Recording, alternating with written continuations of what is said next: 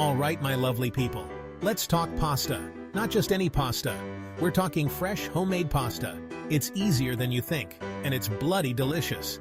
Making pasta from scratch is like a bit of kitchen magic. You start with just a few simple ingredients, but what you end up with, it's pure gold, mate. First things first, let's talk ingredients. You don't need much, just some flour, eggs, and a pinch of salt. That's it. No fancy stuff. The type of flour matters.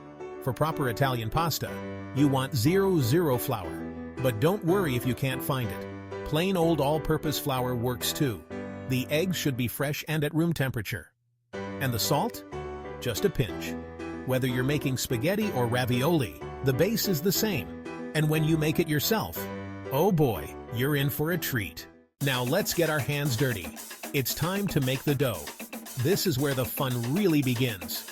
Start by making a well in your flour. Crack your eggs right into the center. Add a pinch of salt. Then get ready to get messy. Use a fork to slowly mix the eggs. As you do, gradually incorporate the flour. It'll start to look a bit craggy. That's good? Keep going. Soon, it'll come together into a shaggy dough. That's when you ditch the fork and get your hands in there. Knead that dough like you mean it. Push it, fold it, turn it.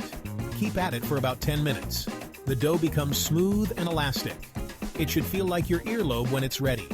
If it's too sticky, add a bit more flour. Too dry? A splash of water. Trust your instincts. You'll know when it feels right. Kneading develops gluten in the dough. That's what gives pasta its signature bite. The Italians call it al dente. It means to the tooth. Once your dough is smooth and springy, wrap it up. Let it rest for about 30 minutes. This gives the gluten a chance to relax and makes the dough easier to roll out later. Right, time to roll. This is where your pasta really starts to take shape. If you've got a pasta machine, brilliant. If not, no worries. A rolling pin works just fine. It's how they've been doing it in Italy for centuries. Start by cutting your dough into smaller pieces. Work with one piece at a time. Keep the rest covered so it doesn't dry out. If you're using a machine, start with the widest setting. Feed the dough through. Then fold it in thirds, like a letter. Run it through again. Do this a few times. It helps make the pasta silky smooth. Then start narrowing the settings. Each time you run it through, the pasta gets thinner. If you're using a rolling pin, same idea. Roll, fold, roll again. Keep at it until your pasta is thin enough to see your hand through. There's something zen about rolling out pasta. Different regions in Italy have different pasta thicknesses. In the north, they like it thin. Down south, they prefer it a bit thicker. So don't stress if your pasta isn't paper thin. As long as it's even, you're golden. And remember, practice makes perfect. The more you make pasta, the better you'll get at rolling it out. Before you know it, you'll be cranking out pasta sheets like a pro. Section 4. Shape it up. Cutting and forming your pasta. Now for the really fun part. Shaping your pasta. Want long strands of spaghetti? Go for it. Fancy some bow tie farfalle? Why not? For long pasta like spaghetti or fettuccine, simply roll up your pasta sheet. Then slice it to the width you want. Unroll, and voila! You've got strands of fresh pasta. For shapes like farfalle or orecchiette, you'll need to cut squares or circles. Then shape them by hand.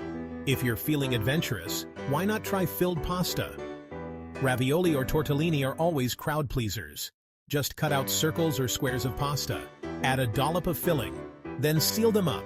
Pinch the edges well so the filling doesn't escape when cooking. It's like making little pasta presents. And who doesn't love presents, especially when they're edible? There are over 350 different pasta shapes in Italy. Each one has a story.